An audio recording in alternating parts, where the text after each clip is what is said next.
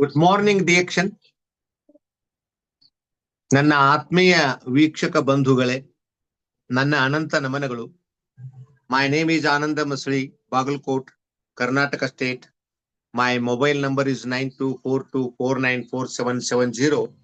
WhatsApp number is 9900913869. ನಮ್ಮ ಆರೋಗ್ಯ ಏಕೆ ಕೆಡುತ್ತದೆ,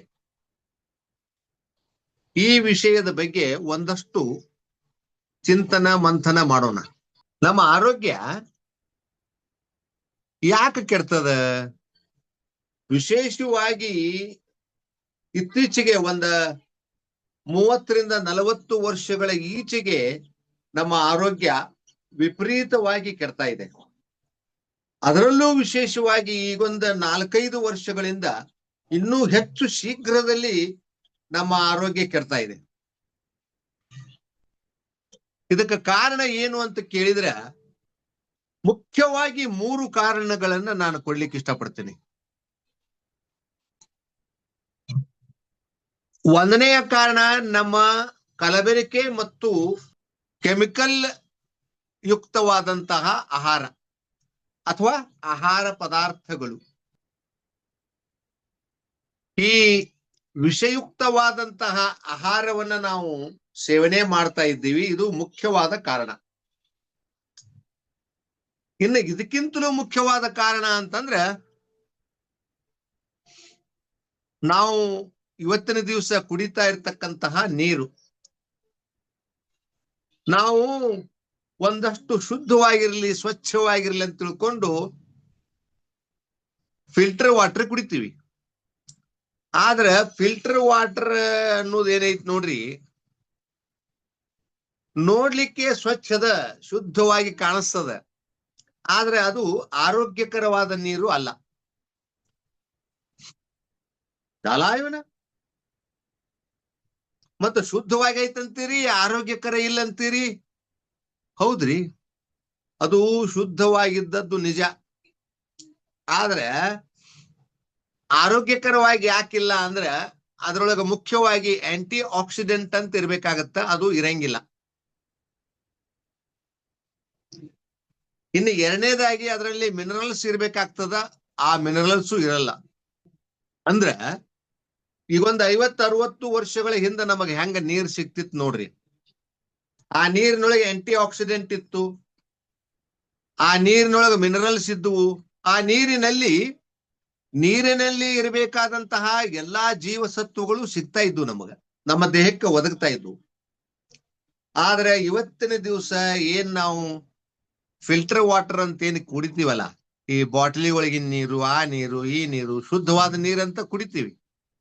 ಆದ್ರೆ ಅವು ಶುದ್ಧವಾದ ನೀರು ಹೌದು, ಆರೋಗ್ಯಕರ ನೀರು ಅಲ್ಲ. ಹೀಗಾಗಿ ನಮ್ಮ ಆರೋಗ್ಯ ಕೆಡ್ತಾ ಇದೆ. ಇನ್ನು ಮೂರನೇದ್ದು ಇದಕ್ಕಿಂತ ಮುಖ್ಯವಾದದ್ದು, ಇವು ಎರಡಕ್ಕಿಂತಲೂ ಮುಖ್ಯವಾದದ್ದು. ಇವು ಎರಡೂ ಇರ್ಲಿಲ್ಲ ಅಂದ್ರೆ ಏನಾರ ಒಂದ್ ಸ್ವಲ್ಪ ಹೊತ್ತು ಬದುಕ್ಬೋದು ನಾವು. ಆದ್ರೆ ಈಗೇನು ಮೂರನೇದ್ದು ಹೇಳ್ತೀನಲ್ಲ, ಇದು ಇಲ್ದ ನಾವು ಒಂದು 10-15 ನಿಮಿಷ ಬದುಕಲಿಕ್ಕೂ ಸಾಧ್ಯ ಇಲ್ಲ. 10-15 ನಿಮಿಷ ಕೂಡ ಬದುಕುದು ಕಷ್ಟ.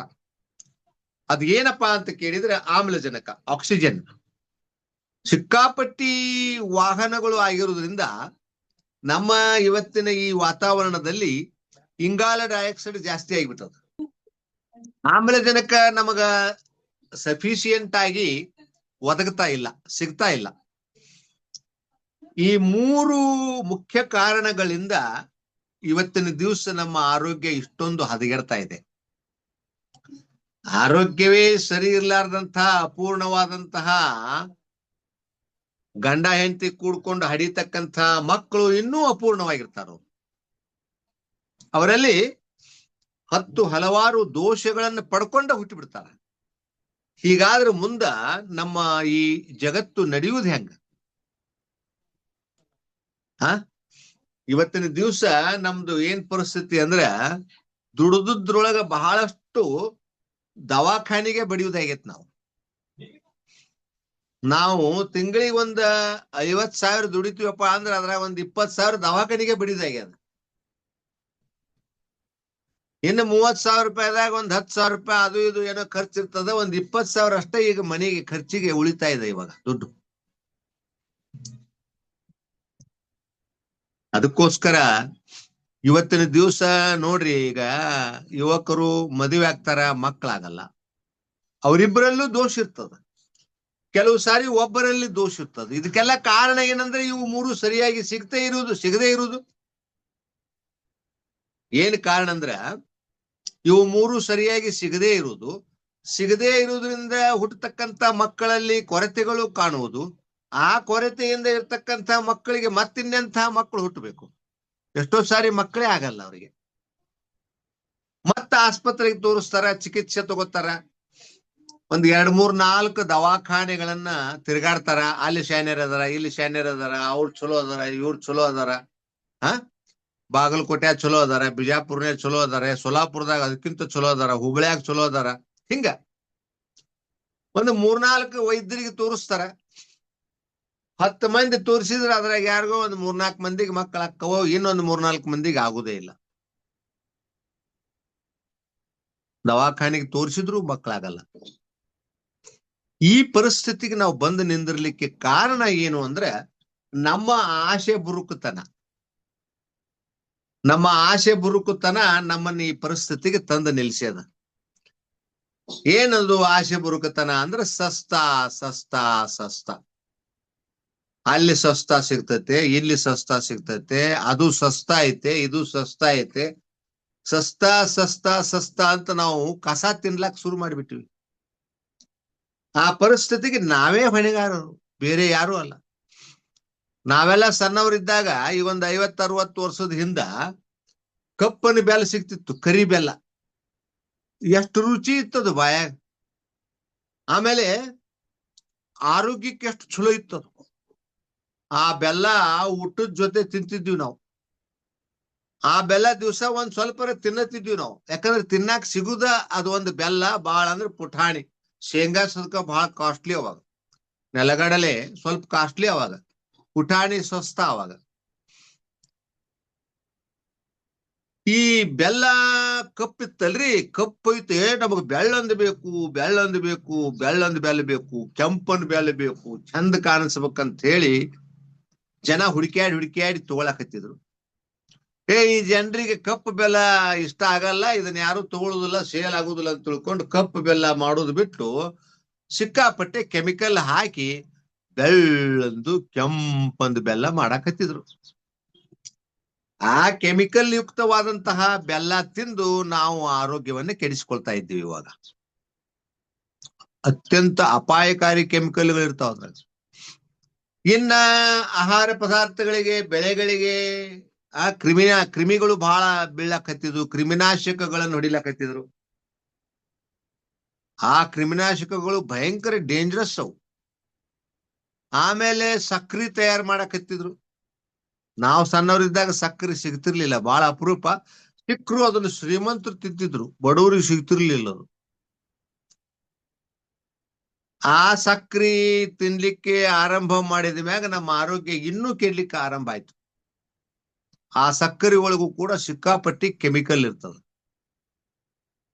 ಆ ಕೆಮಿಕಲ್ ಎಷ್ಟು ಅಪಾಯಕಾರಿ ಅಂತಂದ್ರ ನಮ್ಮ ದೇಹವನ್ನ ಹಾಳು ಮಾಡಿಬಿಡ್ತದ, ನಮ್ಮ ಕಿಡ್ನಿ ಡ್ಯಾಮೇಜ್ ಮಾಡಿಬಿಡ್ತದ.